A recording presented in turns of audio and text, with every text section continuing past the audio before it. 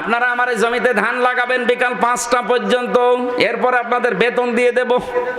বিকাল 5টা পর্যন্ত আমরা লাগাতে আছি, মাত্র আর 10 মিনিট বাকি আছে বিকাল 5টা বাজতে। হঠাৎ দেখি 4-5 জন মস্তান এসে বলছে ধান তুলে ফেলা লাগবে। কি আমরা যারা এখানে অন্তত খাদেমের দায়িত্বে আছি, লেবার আছে, কামলা আছে, এই কাজ আমরা করতে দেব? কথা বলেন না কেন? ওরা যদি তুলতেও চায় বলবো না ভাই আর 5-10 মিনিট আছে, 10 মিনিট পরে মালিক আমাদের বেতন দিয়ে দেবে, এরপরে আপনারা তুলবেন, দরকার আপনাদের সাথে আমরাও তুলবো। কারণ এই জমিনও আমাদের না, এই ধানও আমাদের না। কথা বলেন ঠিক কিনা? কিন্তু বিকাল 5টা আগে আমরা তুলতে দেব না। আপনি যত বড় মস্তান হন, যদি বেশি ঝামেলা করেন, দরকারে হাতাহাতি হবে, মারামারি হবে, দরকারে মেরে ফেলা লাগে মেরে ফেলবো। এই কথা বলছে না কেন? কারণ আমার বেতন না হলে আমি বাড়ি যাব কি নিয়ে? ওরা সব ভোকা ফাঁকা আছে বাড়িতে, ওদেরকে খাবার দিয়ে যে বেতন লাগবে, এটা যেমন সহজে বুঝেছেন, আল্লাহর কসম এই জমিনের মালিক আল্লাহ, আমরা শুধু খাদেম, আমরা কামলা। চেষ্টা চালিয়ে যাচ্ছি এটাকে যার জায়গা মতো পৌঁছিয়ে দেওয়ার জন্য বিভিন্ন কায়দায়। যদি হয় ভালো, বিকাল 5টা মানে জীবনের শেষ দিন, জীবনের শেষ দিন পর্যন্ত চেষ্টা চালাবো। এর আগে যদি কেউ এটা কায়েমে বাধা দেয়, এটা পড়ায় বাধা দেয়, এটা বোঝায় বাধা দেয়, তাহলে হয়তো হাতাহাতি হবে, তার সাথে কথা কাটাকাটি হবে, মারামারি হবে, দরকার এই মেরে ফেলতে হলে মেরেও ফেলবো। এরপরেও আমার বেতন লাগবে। বেতন পাবো কয়টায়? 5টায়। বলেন বলেন। বেতন না পেলে আমার বিশাল জীবন সামনে পড়ে আছে, এই জীবন আমি পাড়ি দেব কি করে? আমার বেতনই যদি না হয়, বাড়িতে যেমন যেতে পারবো না, বেতন না পেলে আমার জীবনও চলবে না। কথা বলেন ঠিক কিনা? এখন এর পরেও যদি মস্তানরা তুলে ফেলে ধান, ও ঝিনাইদা বাঁশি ভালো করে শোনেন, এরপরেও যদি মস্তানরা বলে না এই যে অস্ত্র দেখছেন এক্ষুনি তুলে ফেলা লাগবে, তুলে ফেলতেছে, আমরা আর পারলাম না বাধা দিয়ে। এখন যিনি মালিক হাফিজুর রহমান, উনি যদি দেখে যে মস্তানরা 10 মিনিট আগে সব তুলে ফেলেছে, ওনার জমিন, ওনার ধান, আমাদের চাইতে ওনার একটু কষ্ট বেশি লাগার কথা না? এই কথা বলেন না কেন? ওনার কষ্ট বেশি মানে ওনার ধান লস, ওনার বেতন তো অলরেডি দেওয়া লাগবে, কারণ আমরা প্রায় কাজ করে ফেলেছি।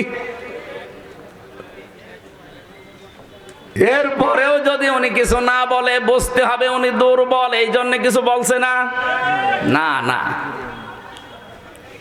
উনি যদি এখন সামনাসামনি কিছু না বলে, আপনি ভেবে নিতে পারেন উনি গোপনে এমন কিছু করবে যে মস্তানরা শ্বাস ফেলারও সময় পাবে না। সেই কাজ কৌশল ওনার আছে, নাই তো এত জমিনের, এত বড় জমিনের মালিক হতে পারতো না। এখানে 1 কাঠা জমিনের দাম 50 লাখ, সেখানে 1 বিঘা জমিনে ধান লাগাচ্ছে, বুঝতে হবে ওনার পেছনে অনেক কিছু আছে। কথা বোঝেন?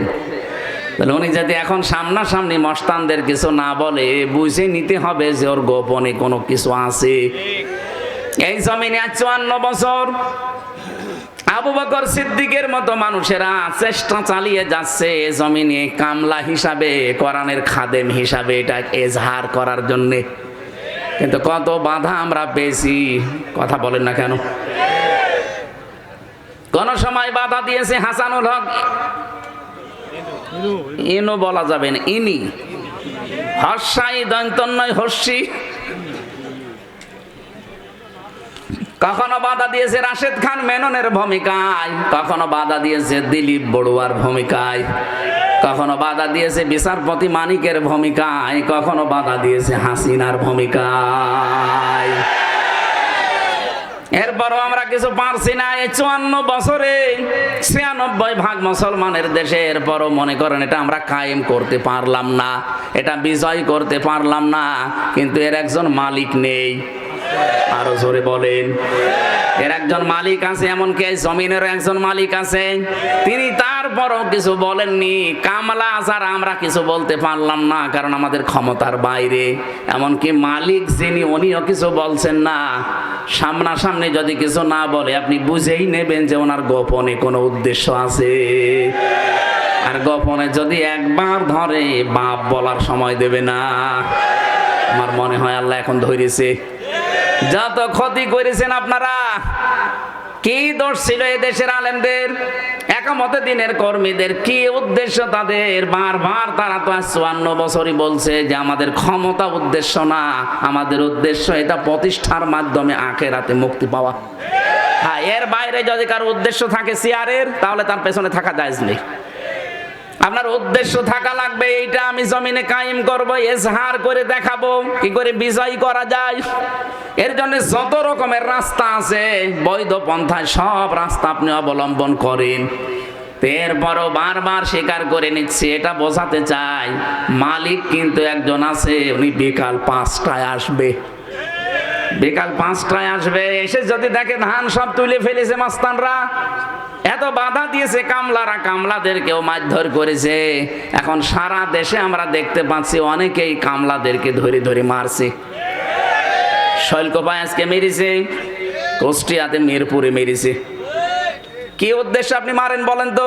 আপনার উদ্দেশ্য অন্যটা, কামলাদের উদ্দেশ্য তো কামলারা জানে যে জমির মালিকও সে না, এ ধানের মালিকও সে না, সে শুধু বেতন পাওয়ার ধান্দায় আছে। এই কথা বলেন না কেন? সে শুধু বেতনের ধান্দায় আছে, বেতন পেলে তার আর কিছু লাগবে না। আর বেতন তো এখন দেবে না, মালিক দেবে বিকাল 5টায়, মানে জীবনের শেষ দিন। ওয়াবুদ রাব্বাকা হাত্তা ইয়াতিয়াকাল ইয়াকিন। সূরা হিজরের 99 নম্বর আয়াতে আল্লাহ জানিয়েছেন ইবাদত করবে রবের ওই দিন পর্যন্ত যতদিন ইয়াকিন না আসে। এখানে ইয়াকিন মানে মরণ, তার মানে মরণ, আর মরণের আগ পর্যন্ত আমাদেরকে এর সাথে এজহার করার জন্য থাকা লাগবে। এইটাই ছিল আল্লাহর উদ্দেশ্য রসুলকে পাঠানোর, যে যত ধর্ম আছে, যত দিন আছে, এখন পৃথিবীতে প্রায় 4500 উপরে ধর্ম চলছে। সব ধর্মের উপরে আমরা চাই এই পৃথিবীতে আল্লাহর কোরআনকে আমরা এজহার করতে। কথা বলেন ঠিক কিনা? এটা বিজয় করা লাগবে। কেন? এর পরের শব্দগুলোতে নবীজি ব্যাখ্যা দিচ্ছেন, ফাহাল্লা হালালাহু ওয়া হাররামা হারামাহু আদখালাহুল্লাহুল জান্নাহ। যদি এটা কায়েম হয়ে যায়, এজহার হয়, বিজয় থাকে, তাহলে হালালকে হালাল মানতে পারবা, হারামকে হারাম জানার পরে ছেড়ে দিতে পারবা। ও বাংলার মুসলমানেরা, 54 বছর কোরআন এই দেশে এজহার নেই, বিজয় নেই। এই জন্য আমরা হালালকে হালাল জানার পরও মানতে পারি না। এরকম ক্ষেত্র দেশে নেই। এক কথা বলেন না কেন? হারামকে হারাম জানার পরও আমরা ছেড়ে দিতে পারি না। এই জন্য তো আজ আমরা উঠে পড়ে লেগেছি যে এটাকে এজহার করব, আমরা এটাকে বিজয় করব, যেন হালালকে হালাল জেনে মানা যায়, হারামকে হারাম জেনে ছেড়ে দেওয়া যায়। কথা বলেন। নবীজির শেষ কথা ছিল আদখালাহুল্লাহুল জান্নাহ। নবীজি বলেন তোমাকে আল্লাহ যেন জান্নাতে দিয়ে দিয়েছে। আদখালা এটা মাজি, আদখালা ইদখিলু। আল্লাহ কেন নবীজি এই কথা দিলেন যে তোকে আল্লাহ জান্নাত দিয়ে দিয়েছে?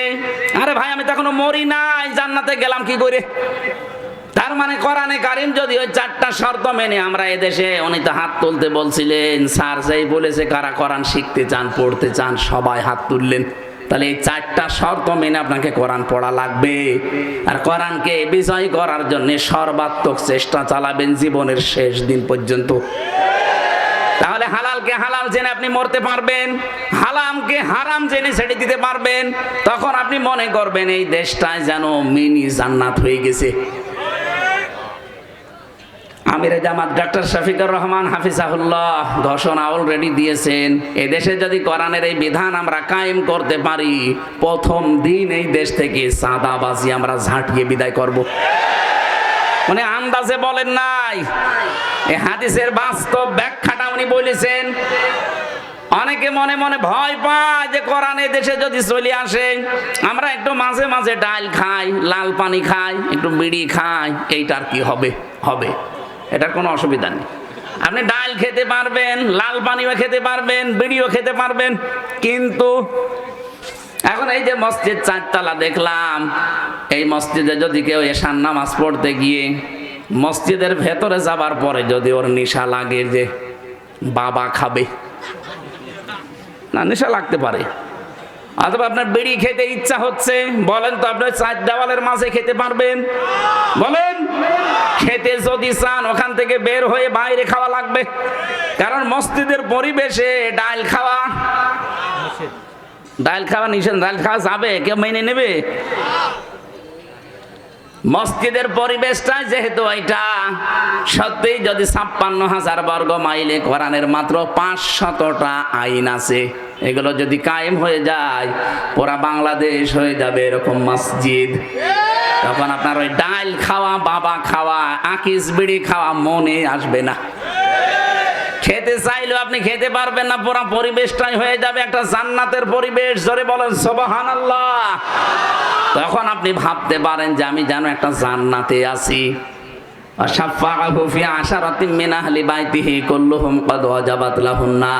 এটা যে হাফেজরা পাগড়ি নিল, এরা যদি সত্যি কোরআনে কারিম বুকে ধারণ করে, আর একে যদি হালাল যা আছে হালাল গুলো মেনে নিয়ে হারাম গুলোকে ছেড়ে দিতে পারে, ওই পরিবেশ কায়েম করে কিয়ামতের দিন 10 জন মানুষকে সুপারিশ করে সে জান্নাতে নিয়ে যেতে পারবে। আল্লাহ পাক আমাদেরকে হাদিসের এই ফাস্তা সাহারাহু, কোরআনকে বিজয় করার মন মানসিকতা যেন সবার ভেতরে তৈরি করে দেন। বলেন আমিন। আমরা কোরআন থেকে মাত্র একটা আয়াত পড়েছি, 6,236টা আয়াত আছে, এটা বিশুদ্ধ। 6,666টি আয়াত আছে, এটা প্রসিদ্ধ। দুইটাই ঠিক আছে। আমরা মাত্র একটা পড়েছি, সূরা বাকারার 124 নম্বর আয়াত। যদিও এটা জাতির পিতা হযরত ইব্রাহিম আলাইহিস সালাম সম্পর্কে, কিন্তু এটা আমরা যেহেতু ইব্রাহিম নবীর সন্তান, আমরা তার সন্তান না? কথা বলেন না কেন? আমাদের নাম রেখেছেন আমাদের বাবা ইব্রাহিম। আমাদের নাম যে মুসলিম, এ নাম দিয়েছে কে? মিল্লাতা আবিকুম ইব্রাহিম হুয়া সাম্মাকুমুল মুসলিমিন। আল্লাহ পাক বলেন তোমাদের জাতির পিতা ইব্রাহিম আমি আল্লাহ জানিয়ে দিলাম, আর তিনি তোমাদের নাম মুসলিম রেখেছেন। এখানে হুয়ার ফাইল দুইটা, তাফসিরে ইবনে কাসিরের ভেতরে 2 জনের নাম আছে। হুয়ার ফাইল হয় আল্লাহ, নয় আমাদের জাতির পিতা যিনি ইব্রাহিম।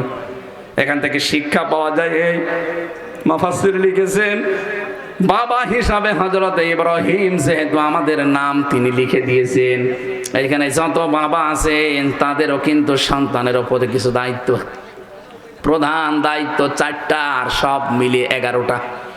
এই দায়িত্বগুলো যদি আপনি বাবা, মা, বড় ভাই, গার্জিয়ান দাবি করেন, এই দায়িত্বগুলো পালন করা লাগবে। বিশেষ করে বাবা আর মা। 1 নম্বরে তার নাম রাখা লাগবে, অর্থবোধক নাম। এখানে কত বাবা আছেন এমন আধুনিক নাম রাখতেছে, নাম রেখেছে ডেঞ্জার। ডেঞ্জার মানে কি? ভয়ঙ্কর। ও বড় যত হয় তত ভয়ঙ্কর হয়।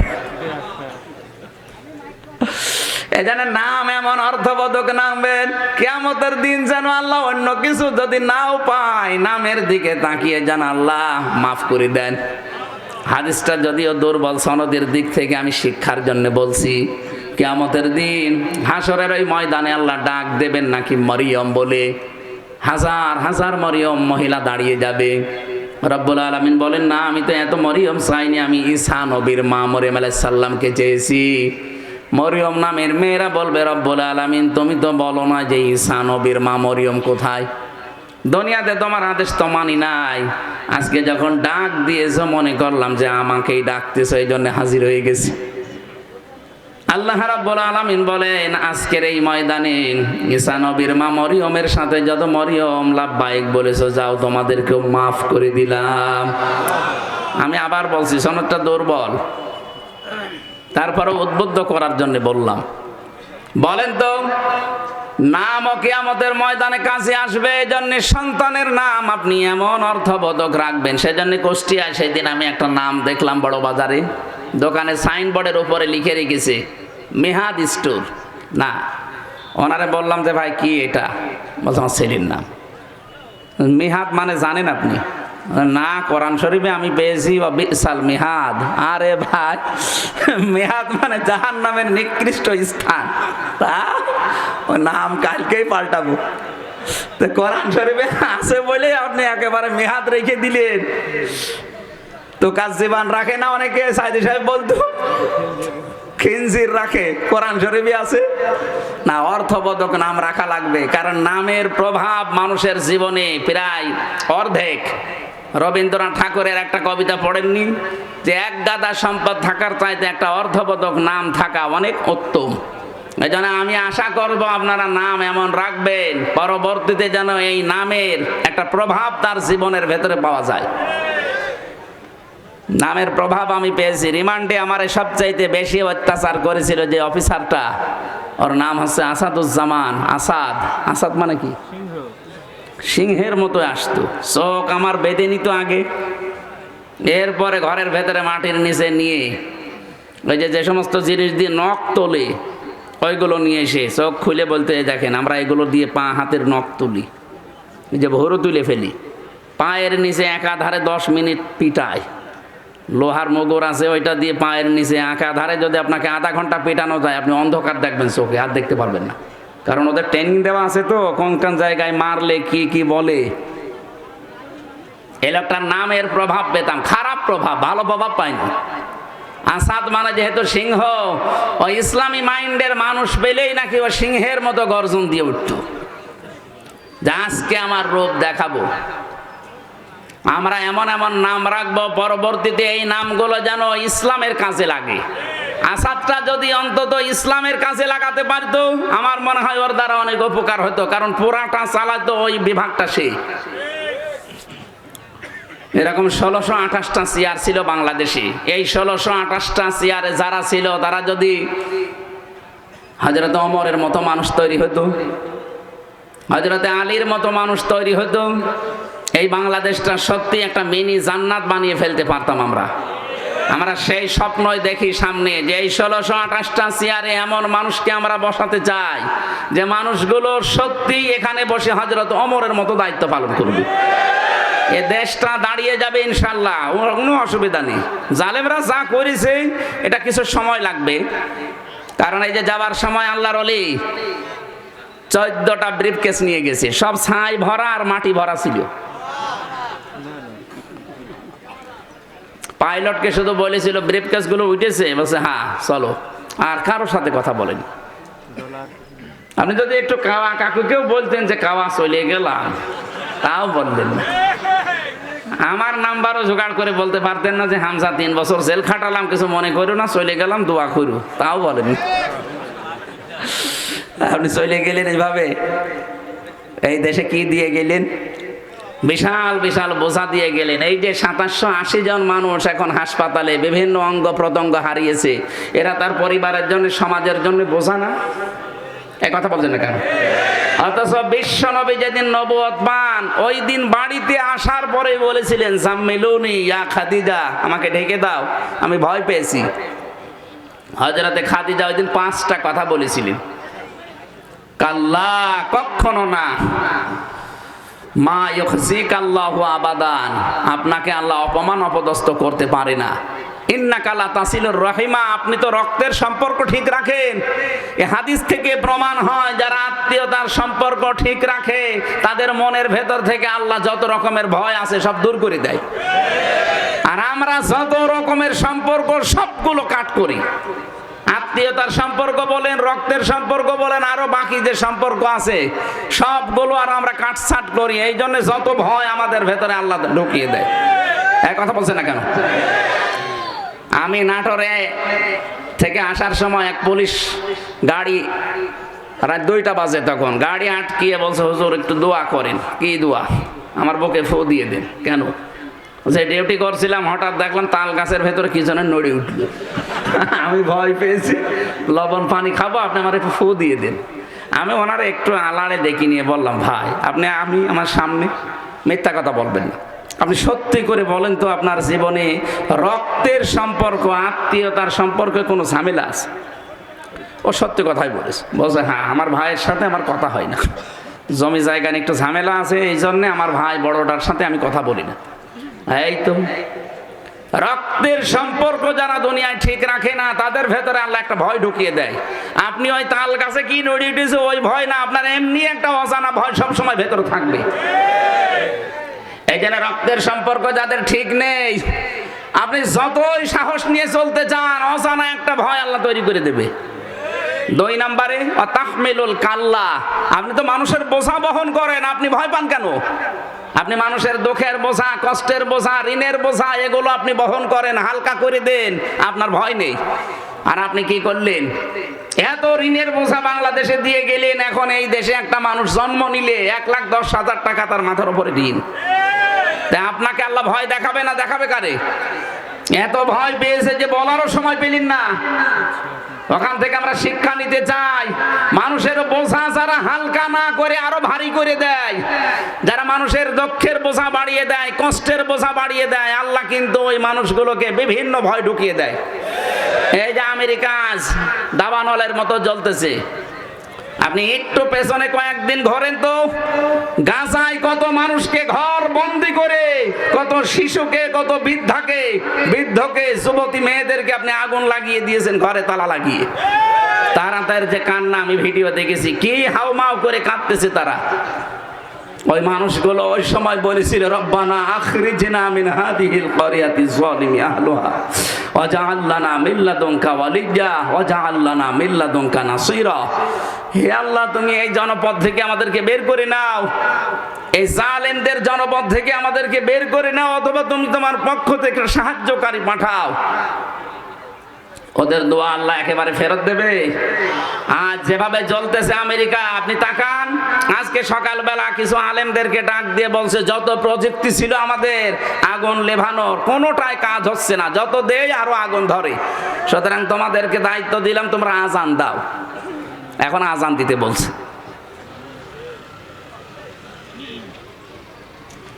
এই জন্য কত রকমের ভয় আল্লাহ এখন ঢুকিয়ে দিয়েছে ওদের ভেতরে, আপনি চিন্তা করেন তো।